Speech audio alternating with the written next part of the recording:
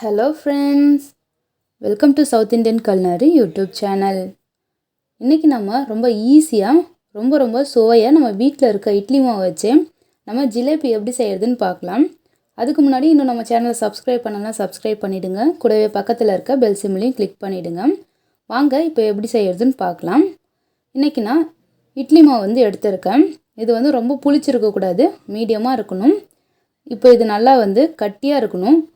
இப்போ இதோட 2 டேபிள்ஸ்பூன் அளவுக்கு கோதுமை மாவு சேர்த்துக்குங்க. நீங்கள் வந்து கோதுமை மாவு சேர்த்துக்கலாம், அப்படி இல்லைனா மைதா, கார்ன்ஃப்ளவர் எதுனாலும் சேர்த்துக்கலாம். இன்றைக்கி நான் கோதுமை மாவு தான் சேர்த்துருக்கேன். இது நல்லா கெட்டி இல்லாத மிக்ஸ் பண்ணிவிட்டு இது மாதிரி மிக்ஸ் பண்ணிக்கணும்.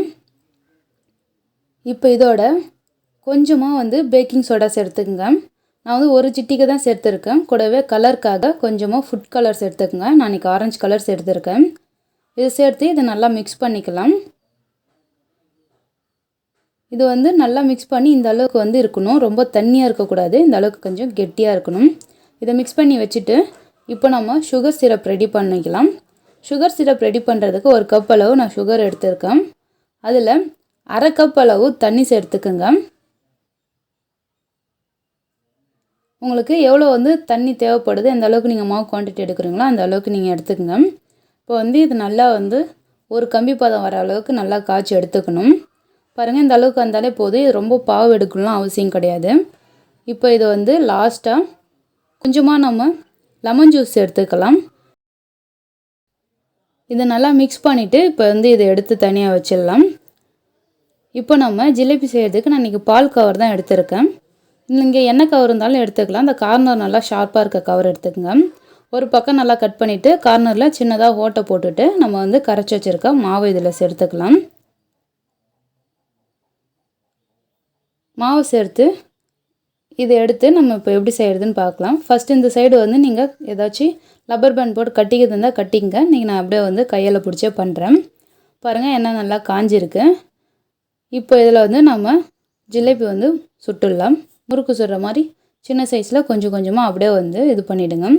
ஓட்டை வந்து சின்ன சைஸாக போட்டுங்க. ரொம்ப பெருசாக இருந்தால் பெருசாக வரும்.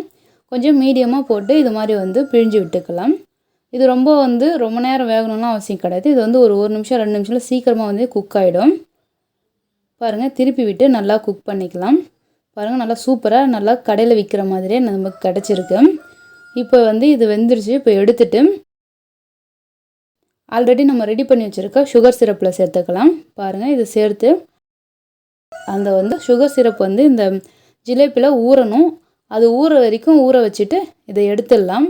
அவ்வளோதான். ரொம்ப சூப்பராக, ரொம்ப ஈஸியாக நம்ம வீட்டில் இருக்க இட்லி மாவுலேயே நம்ம சூப்பரான ஒரு ஸ்வீட் ரெசிபி செஞ்சாச்சு. இது செய்கிறதுக்கு 10 நிமிஷம் கூட ஆகாது.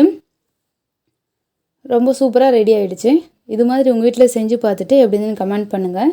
இந்த வீடியோ பிடிச்சிருந்துன்னா லைக் பண்ணுங்கள், ஷேர் பண்ணுங்கள். மறக்காமல் சவுத் இண்டியன் culinary யூடியூப் சேனலை சப்ஸ்கிரைப் பண்ணிவிடுங்க. தேங்க்யூ ஃபார் வாட்சிங்.